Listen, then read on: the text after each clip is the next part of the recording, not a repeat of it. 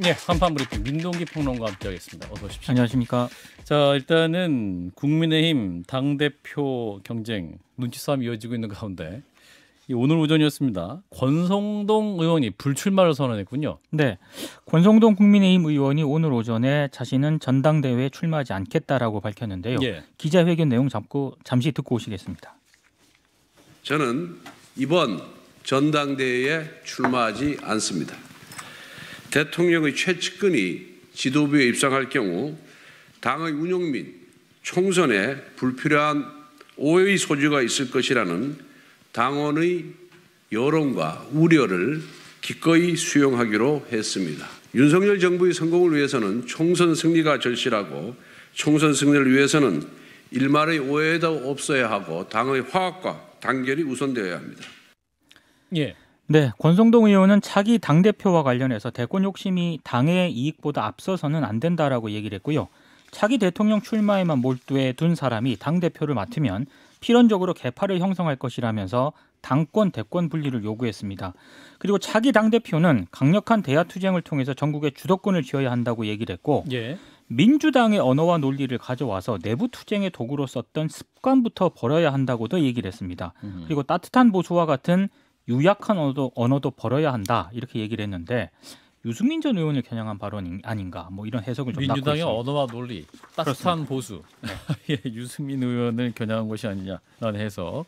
직접 묻기 전까지 모르셨겠죠. 네. 자, 반면에 또 출마 선언을 하신 분도 있습니다. 윤상현 국민의힘 의원이 오늘 당대표 출마를 공식 선언했습니다. 윤상현 의원은 경북 구미에 있는 박정희 전 대통령 생가에서 출마 기자회견을 열었는데요. 구미에서. 네.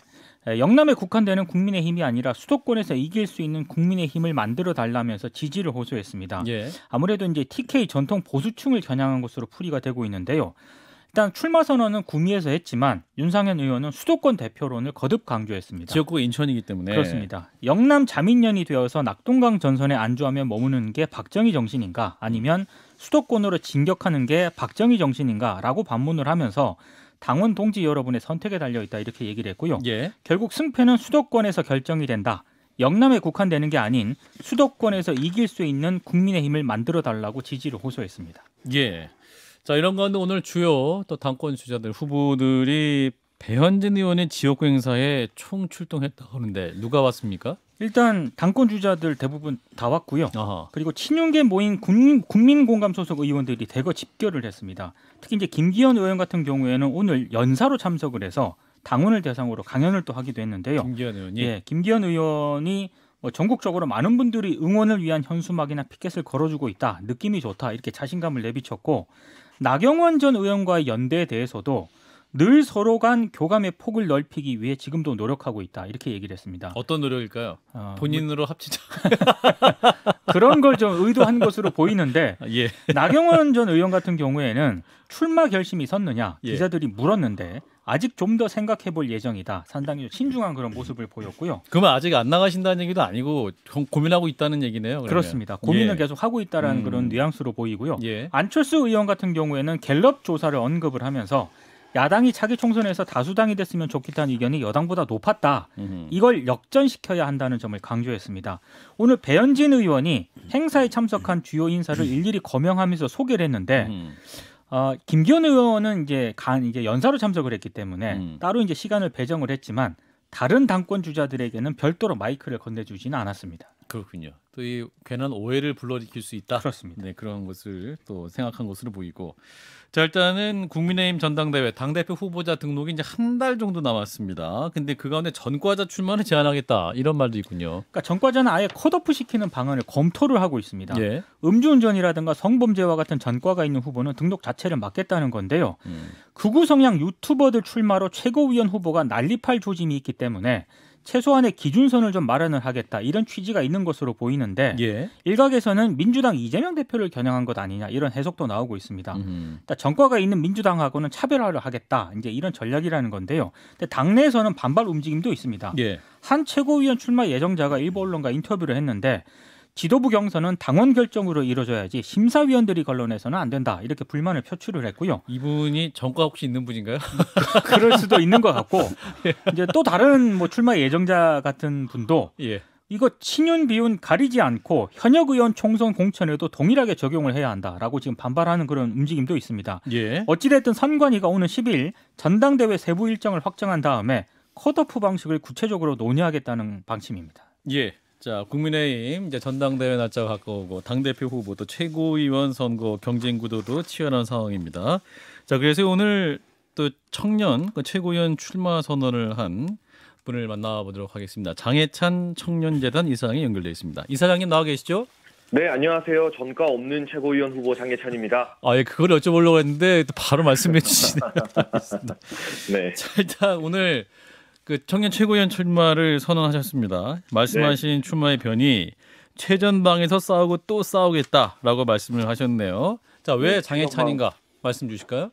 그러니까 우리 당원분들이나 보수를 지지하는 국민분들이 예. 좀 제대로 싸울 줄 아는 사람 필요하다라는 목소리를 많이 내주시는 것 같고요. 예. 더군다나 지금 저희가 정권 교체는 성공했습니다만 극단적인 여소야대의 상황에서 이 거대 야당 민주당의 횡포에 막혀서 돌파구를 찾기 힘든 그런 현실 정치의 모습 아니겠습니까? 예. 그만큼 더더욱 공중전이나 여론전에서 민주당의 논리를 깨트릴 수 있는 공격수들이 이번 전당대회에서 당원들의 지지를 많이 받을 것 같다라는 생각이 하나 있었고요. 예. 두 번째는 또 제가 대선 과정에서 많은 청년 인재들 영입하는 일을 해왔었기 때문에 그 연장선상에서 우리 당 안팎에 좋은 청년 인재들을 발굴하는 데 적임자일 수 있겠다라는 마음을 가지고 또 출마를 결심하게 됐습니다. 예, 근데 공약 내세운 거 보면 약간 좀 과격한 의미도 있는 것 같아요. 86 운동권 퇴장, 민주노총 해체, 네. 노조 정상화, 가짜 보수 청산 이렇게 제시하셨는데 네, 해트트릭이죠. 자, 어떤 배경에서 이런 공약을 내신 겁니까?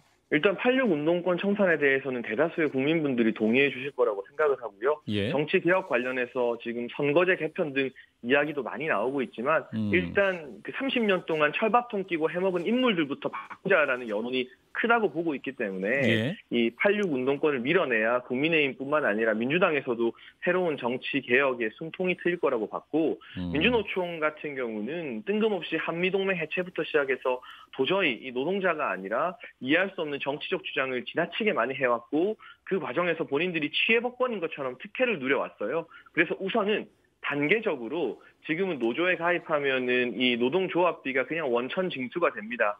가입하고 싶지 않아도 눈치 보고 민노총이 마음에 안 들어도 탈퇴하기 힘든 노동자들, 젊은 사람들이 참 많더라고요. 예. 그래서 그것부터 원천 징수가 아니라 선택 납부 제도로 바꾸는 현실적인 대안까지 준비했습니다. 그냥 무조건 막무가내로 해체하자고 하는 것은 아니고요. 또 이번에 서울교통공사 파업을 막는 데 일조했던 MG노조 같은 새로운 노조와는 당연히 적극적으로 대화해야 되고 뭐 가짜 보수 이 부분에 대해서는 해석이 분분하지만 어느 사람이 대통령이 되었건 이게 예. 보수 정당에서 배출된 대통령이라면 그 대통령의 성공을 위해서 헌신하는 자세가 모두에게 필요하다. 이 점을 좀 강조하고 싶었습니다.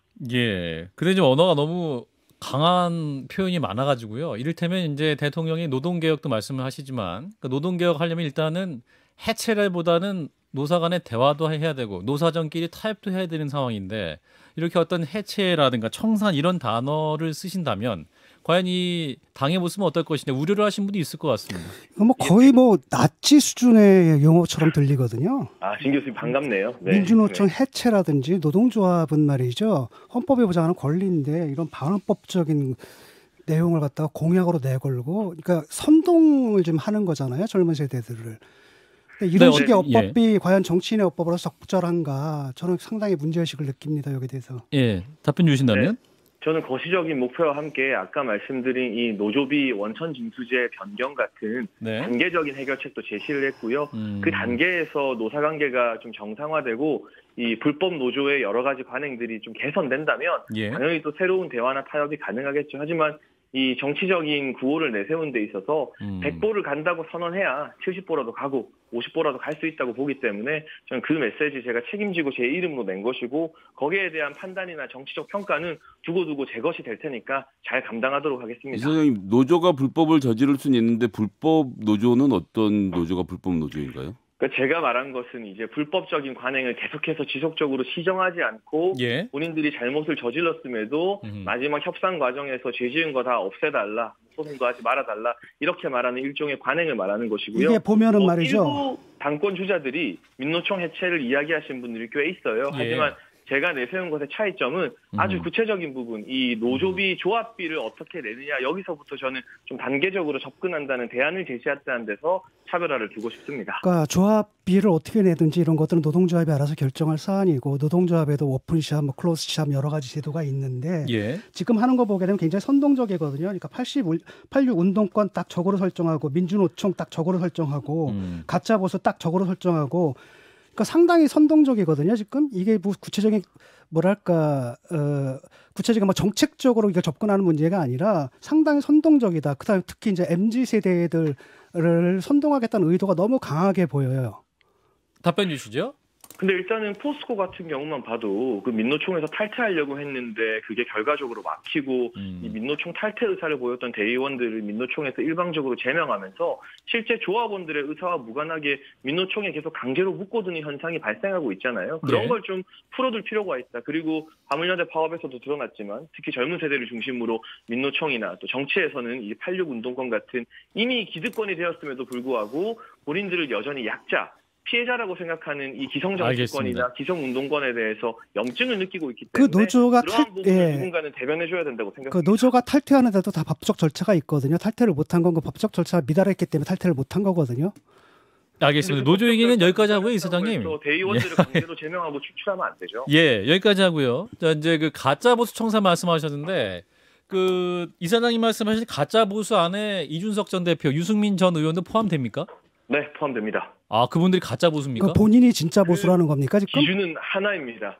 윤석열 정부에 대해서 쓴소리도 할 수 있고 비판도 할 수 있죠. 예. 그런데 윤석열 정부가 지지율이 올라갔을 때 진심으로 기뻐하면 그 쓴소리와 그 애정어린 비판에 대해서 정당성이 부여되는 것이고 우리 국민과 당원들이 그래도 저 쓴소리 할 만했다라고 생각할 텐데요. 예. 뭐 저의 추측이고 그 두 분이 반론하실지 모르겠지만 그 두 분은 윤석열 정부 지지율이 올라가면 별로 기분 안 좋아하실 것 같고 윤석열 정부 지지율이 떨어지면 환하게 웃는 얼굴로 MBC에 나가서 보수를 가르는 구애입니까? 관심법입니까?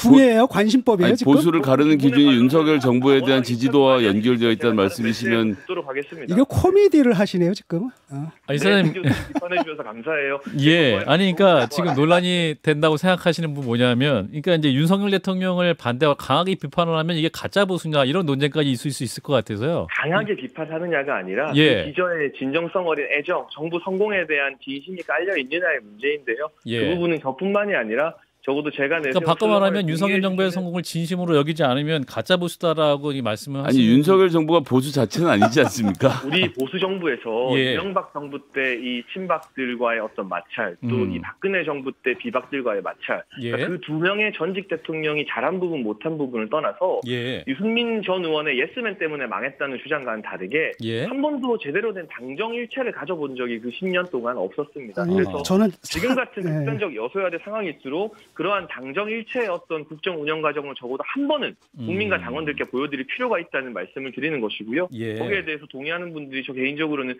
상당히 많이 있다고 느낍니다. 용어는 가짜 친윤청산 정도 하시면 어떨까? 예, 보수라 그러면 보수가 듣기 불편하실 것 예. 같아서. 네. 그래서 지금 이제 진정인 제가 알아서 할게요. 알겠습니다. 자, 이사장님 그리고 이제 오늘 유승민 전 의원과 이준석 전 대표를 향해서 가까운 분들로 꼭 후보를 내달라 이렇게 말씀하셨어요. 그러니까 최고위원 후보들로 말씀하신 겁니까? 그럼 이게? 뭐 일단 청년 최고위원 후보군에서도 아직까지 이제 출마 선언한 분이 저 외에는 없는데요. 예, 예. 하마평에 오르는 주자들이 있고 고심한다는 언론 보도 제가 봤습니다만 예. 중요한 것은 이제 뭐 유승민 전 의원과 가깝고 또 이준석 전 대표와 정치적인 뜻을 같이 하는 분들 여러 중에 누가 되었건 뭐 후보를 내셔서 제대로 한번 경쟁해봤으면 좋겠습니다. 물론 그분들이 당원 100%룰 불리하다라고 탓하고 안 나오실 수도 있는데요. 예. 이왕이면 그 100만 당원 어떤 표심 나타날지 아무도 예측하지 못한다고 이준석 전 대표가 요즘에 인터뷰에서 많이 말씀하지 않습니까? 예. 그렇다면 자신감을 가지고 나와서 한번 경쟁해보자는 거죠. 예, 물론 러닝메이트제는 아닙니다만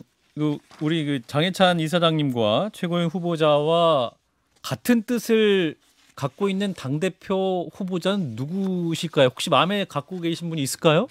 뭐 저는 이 주요 메시지에서 예, 이 예. 보수 정당이 배출한 대통령 성공시키는데 정치 생명 걸겠다. 저도 그렇게 말했고 예. 지금 가장 그 이야기를 강하게 하시는 분은 김기현 전 원내대표인 것 같아요. 그런데 아하. 어떤 인위적인 러닝메이트라기보다는 예. 뜻이 같고 목표가 같으면 자연스럽게 서로 자주 만나게 되고 대화하게 되는 거 아니겠어요? 아하. 그럼 현재까지는 김기현 의원이 가장 그 장해찬 이사장님과 함께할 수 있는 그러한 분으로 생각하시는 겁니까?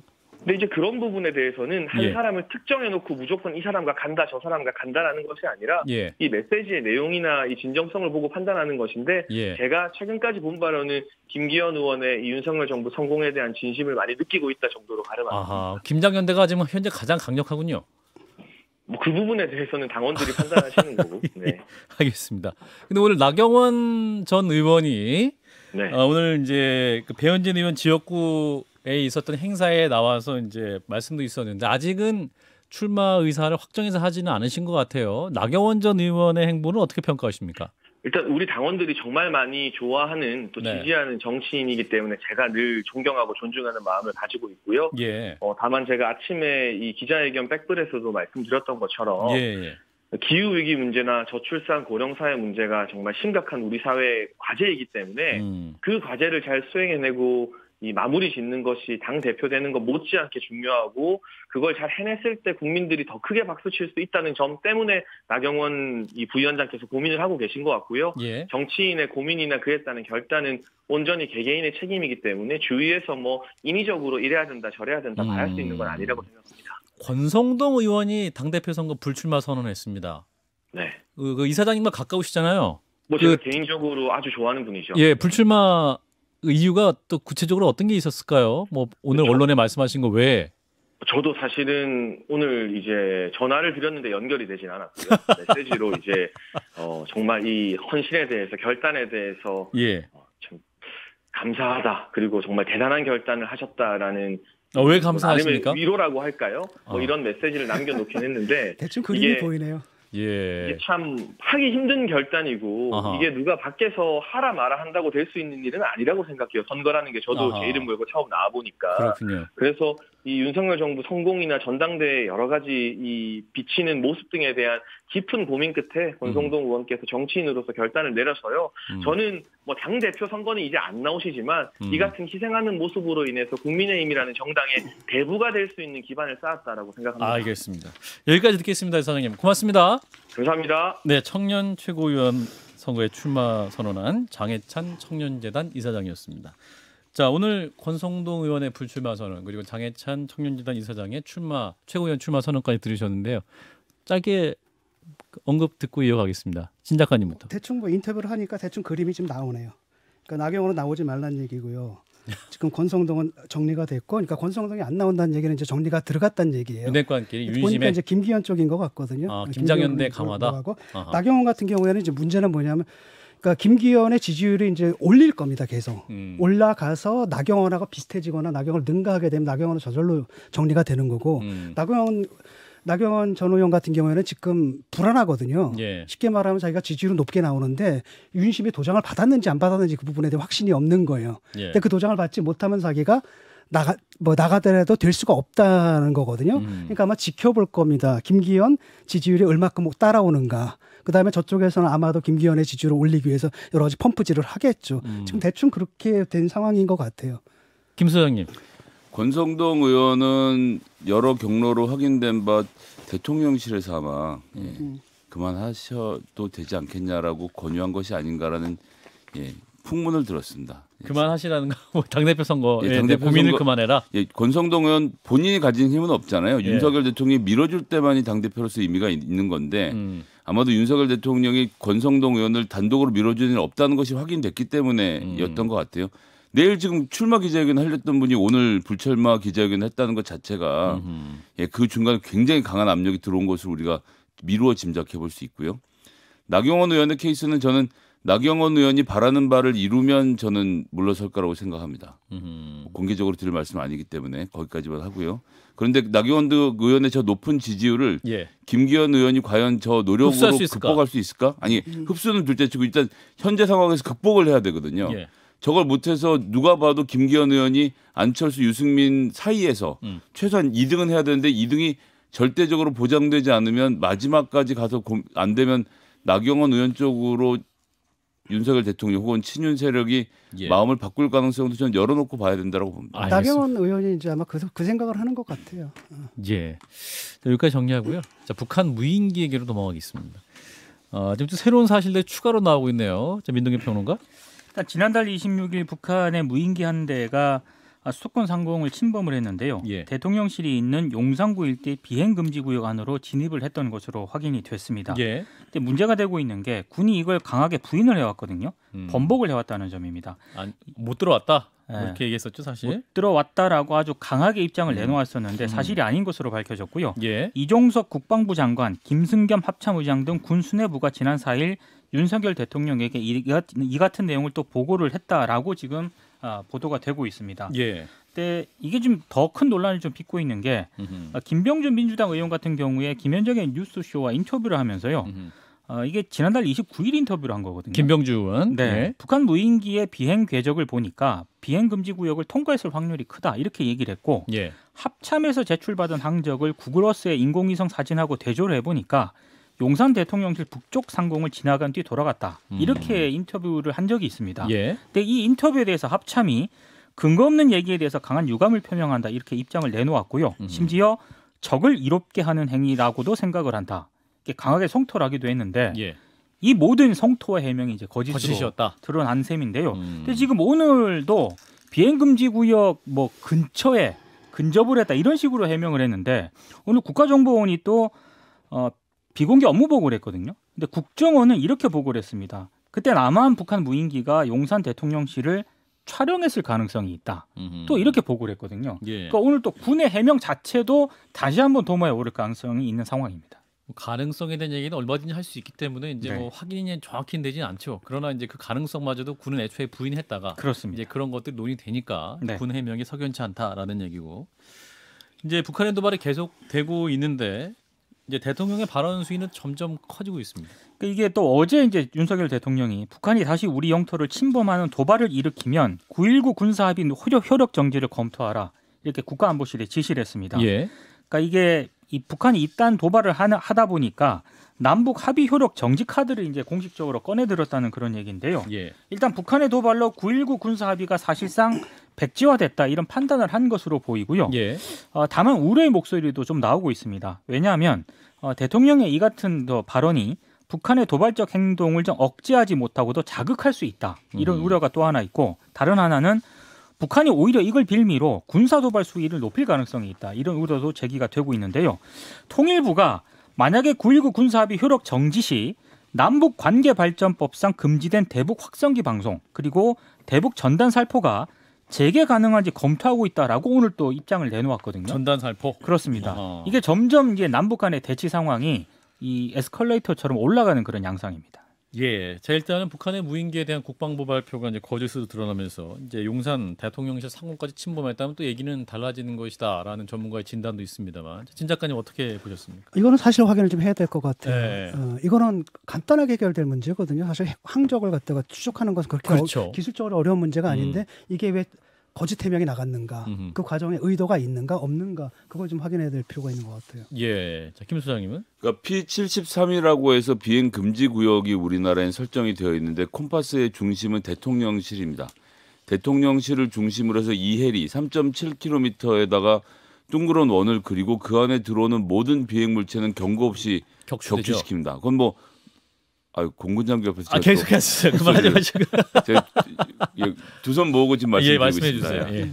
예. 갑자기 위축돼서 말을 하기 좀 어려워졌는데요. 어쨌거나 그 P73 구역에서 핵심은 뭐냐면요. 경계선이에요. 그러니까 공성전이라고 하면 성이 무너지면 그 안으로 사람이 쓸려 들어오는 건 아무 때나 할 수 있는 일이거든요. 그렇죠. 그럼 왜 이해리냐? 장교 보고 말하니까 어렵네. 예. 이쪽 보게 됐습니다. 예, 김병장님 빨리 말씀해 왜 주세요. 이해리냐라고 하면 북에서 그 무인기 이 저속 무인기의 경우도 지금 시속 100km, 다른 좀 성능 좋은 비행기는 200, 300km 같으면 3.7km는 대략 1, 2분 안에 주파가 되는 거리이기 때문에 네네. 초입에서 잡지 못하면 방어가 안 됩니다. 그러니까 초입에서 발견했는지 그리고 통제했는지가 되게 중요한데 들어왔는지를 아는지 모르는지 자체가 이 대공방어망에 큰 구멍이 뚫렸다는 것이고 예. 기존의 청와대를 중심으로 해서 3.7km가 지금 변경됐잖아요. 변경되는 과정에서 지금 이거 탐지하는 기능, 레이더, 그다음에 대공부대 배치 이런 것들이 다 완성이 안 된 상태가 아닌지라는 우려와 걱정이 좀 있습니다. 근데 제일 중요한 건 그걸 다 거짓말을 하고 있다. 심지어 국정원도 알고 있는 거. 국정원이 레이더를 국방부가 갖고 있는데 국정원이 뭘 압니까? 국방부가 준 자료를 갖고 안다라고 하는 것은 그렇죠. 국방부와 국정원은 진실을 알고 있고 우리는 모르고 있고 혹은 대통령도 모를 수 있다는 것이 저는 정말 무섭습니다. 너무 또 그렇게 과장할 필요 없고. 아니 국정원이 용산 기지를 찍어갔다잖아요. 지금 얘기하는 걸 들어보면은 저 서해 공무원 사건하고 그거 저 수사하는 검찰 논리 같아가지고. 무서워. 근데 지금 대통령이 이제 9.19 군사합의 효력 정지 이름까지 거론하고 있는 상황 아니겠습니까? 이런 상황은 또 어떻게 보세요? 지금 확성기 전단 살포까지 지금 다시 또 하게 할 것 같은 그런 상황이 있습니다. 할 수 있는 건 이거밖에 없어요. 어차피 그런가요? 보수든 진보든 간에 대북 관계에서 우리가 선택할 수 있는 옵션은 많지 않거든요. 그러니까 이제 결국은 제가 비판하는 주둥아리 안보밖에 안 되는 거예요. 과격한 말 해가지고 사람들 선동해서 잠깐은 만족시킬 수 있지만 이게 한 번, 두 번, 세 번 하다 보면 짜증이 나는 데다가 또 하나는 뭐냐 북을 또 자극해서 저쪽으로 또 저쪽 당하면 또 가만히 있습니까? 더 심한 말을 하잖아요. 그렇죠. 이러다 보면 이제 피로감이 생기거든요. 예. 그래서 그래서 대북 뭐 군사 합의 효력 정지 엄청나게 큰 결심을 한 것처럼 얘기하는데 예. 군사 합의는 만들어내는 게 어렵지 깨는 건 쉬워요. 안 해 하면 그렇죠. 그런 거죠. 그다음에 그 카드도 누가 마련해 줬냐라는 거죠. 전 정권이 마련해 준 거거든요. 예. 그래서 저는 자꾸 이런 식으로 뭐랄까 보수 강경층의 감정을 조작하는 거잖아요. 이런 식으로 정책을 거기에 초점을 맞춰가지고 정책을 펴게 되면은 예. 상당히 뭐랄까 빗나간다고 보거든요. 예, 좀 우려의 말씀을 전해주셨어요. 자, 여기까지 하고요. 하나만 더 보겠습니다. 한동훈 법무부 장관과 채널 A 기자의 대화를 허위를 꾸면서 KBS 기자에게 전달한 혐의를 받고 있는 신성식 검사장 재판에 넘겨졌군요. 네, 이른바 KBS 검언유착 오보 사건인데요. 예. 신성식 법무연수원 연구위원과 KBS 기자가 이제 검찰에 의해서 명예훼손 혐의로 각각 불구속 기소가 됐습니다. 예. 일단 신 검사장 같은 경우에는 한동훈 법무부 장관이 연루된 채널A 기자의 강요 미수 사건에 관한 허위 정보를 예. KBS 기자들에게 전달한 혐의를 받고 있고요. 불구속 기소된 KBS 기자 같은 경우에는 신 검사장 발언 신빙성을 의심할 만한 사정이 다수 있었는데도 불구하고 사실 확인을 거치지 않고 사실관계를 더 왜곡해서 단정적으로 허위 보도한 혐의를 받고 있습니다. 예. 검찰은 이 보도에 관여한 나머지 KBS 기자들에 대해서는 각각 기소유예 처분을 내렸고 KBS 간부들에 대해서는 보도 편집 과정에 관여한 바가 없기 때문에 불기소 처분을 내렸습니다. 오보를 했던 내용이 구체적으로 뭐였습니까? 그러니까 이게 9시 뉴스에서 2020년 7월 18일에 보도한 내용인데요. 예. 2020년 2월 13일 당시 한동훈 검사장하고 이동재 채널A 기자가 부산 고검에서 만나서 나눈 대화 녹취록 내용을 취재했다면서 이동재 전 채널A 기자와 한동훈 검사장이 4월 총선을 앞두고 유시민 노무현 재단 이사장의 신라젠 주가 조작 연루 의혹을 제기하자고 공모했다는 정황이 확인이 됐다. 그러니까 KBS가 단정적으로 보도를 했습니다. 예. 근데 뭐 KBS가 당시 보도한 내용 가운데 한동훈 검사장이 유시민 이사장은 정계 은퇴를 했다. 수사하더라도 정치적 부담이 크지 않다. 이런 말을 했다고 보도를 했고요. 예. 또 총선을 앞두고 보도 시점에 대한 이야기도 오간 것으로 확인이 됐다라고 단정적으로 보도를 했는데 이동재 전 기자가 공개한 이른바 그 녹취록 전문을 보니까 이 KBS가 보도한 내용은 없었습니다. 그래서 당시 KBS가 보도 다음 날에 정정 기사를 냈고요. 논란을 불렀던 보도도 삭제를 한 그런 상황입니다. 이제 한동훈 법무부 장관은 이런 형사 이제 고소 외에도 KBS 기자들을 상대로 5억 상당의 손해배상 청구 소송도 지금 제기한 그런 상황인데요. 예. 신성식 검사장 같은 경우에는 검찰의 기소 처분에 반발을 하면서 재판에서 무고함을 밝히겠다 이런 입장입니다. 예. 자, 이 KBS 오보 사건 지금 여기까지 왔는데 어떻게 보시는지 진 작가님부터. 저는 뭐 이 사건 처음부터 제가 딱 아마 제일 먼저 지적을 했을 겁니다. 이거 예. 권한유착 사건 아니다. 아니 검언유착 사건 아니다. 권한유착이다. 실제로 그 사건을 조작해내는데 동원됐던 매체가 KBS였고요. 또 하나가 MBC였거든요. 예. 그래서 이것은 아주 전형적인 정치권과 유착을 해가지고 언론들이 사실상 마녀사냥을 했다가 결국은 성공하지 못하고 들통났고 그 이후로 이제 오히려 이 짓을 했던 사람들이 줄줄이 민사상 또는 형사상의 책임을 지게 됐죠. 예. 자, 예. 한국 언론의 수치입니다. 이런 짓 하면 안 되죠. 김 소장님. 예, 검사도 처벌이 되는군요. 예, 기소도 되고 배신자의 한해서 그렇긴 하지만 재판 과정을 지켜보겠습니다. 예. 다 하신 겁니까? 네. 알겠습니다. 자, 일단 오늘 여기까지 하겠습니다. 자, 민동기 평론가였습니다. 고맙습니다. 고맙습니다. 좋아요. 구독. 알림 설정.